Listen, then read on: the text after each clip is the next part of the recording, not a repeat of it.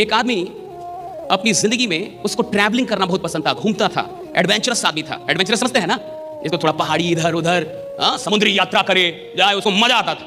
बढ़िया आदमी था भैया, घूमने का ख्वाहिश था उसका। घूमते घूमते एक दिन नदी से समंदर से ऐसे घूमते घूमते एक दिन एक टापू पे चला गया। बहुत गौर से समझिए। अब जब वो टापू पे गया तो उस टापू पे कुछ लोग थे, एक छोटा सा गांव बसा हुआ था। लेकिन उस आदमी ने देखा कि इस गांव के लोगों में कुछ प्रॉब्लम है।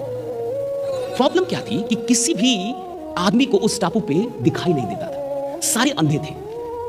पैदा लेते थे, कुछ वहां पे वायरस था, कुछ ऐसी बीमारी थी कि पैदा होते ही आंखें खराब हो जाती, और आंखें खराब होने से किसी को दिखाई नहीं देता था। लेकिन उस पूरे टापू पे सब ऐसे ही थे जिससे किसी को दिखाई नहीं देता।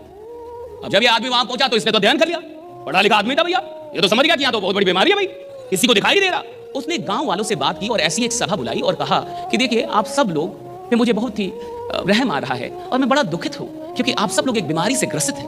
लोगों ने बोला किस बीमारी से? कहा कि आप सब लोग को दिखाई नहीं देता और मुझे बहुत दुख है कि आप लोग को दिखाई नहीं देता। मैं चाहता हूं कि यहां डॉक्टर्स बुला के मैं आपकी आंखों का ऑपरेशन करवाऊं। यह आदमी बोल कर चला गया। अब सारे गांव वाले एक साथ बैठ के और उन लोगों ने कुछ बातचीत की और बातचीत का निष्कर्ष उन गांव वालों ने निकाला कि इस आदमी के साथ कुछ प्रॉब्लम है, लगता है ये बीमार है। तो लोगों ने ये निष्कर्ष क्यों निकाला कि ये बीमार है? क्योंकि लोगों ने कहा कि इसको दिखाई देता है यानी ये बीमार है, इसको दिखाई देता है यानी ये बीमारी है। देखिए, जहां किसी को दिखाई ना दे वहां दिखाई देना बीमारी है। नहीं समझे? Very deep, it's very deep. जहां किसी को दिखाई ना दे और एक आदमी को दिखाई दे, बीमारी है। जहां मान लीजिए सबके दो दो पैर नहीं है और किसी का दो पैर हो जाए, बीमारी है। अब गांव वालों ने तय किया कि भाई सब लोग मिलकर इसका आंख फोड़ना होगा। इसको दिखाई देता है, बहुत तकलीफ में है, बीमार है भाई। तो गांव वालों ने यह मिलकर समझौता किया कि भाई कुछ भी करके आज रात इसकी आंख फोड़ दिया जाए, क्योंकि एक ही आदमी है पूरी बिरादरी में जो बीमार है और इसको ठीक करना हमारा कर्तव्य है। ऐसे ही समाज में भी कोई आदमी अचानक से सपना देख लेता है कि मैं करोड़पति बनूंगा, तो उसके अगल बगल के लोगों को लगता है ये बीमार हो गया, तो फंस गया, राइट। अब 10 लोग मिलकर उसको समझाने लगते हैं कि भाई इन सब चक्कर में नहीं फंसना, आराम से नौकरी करो। आप समझ रहे हैं?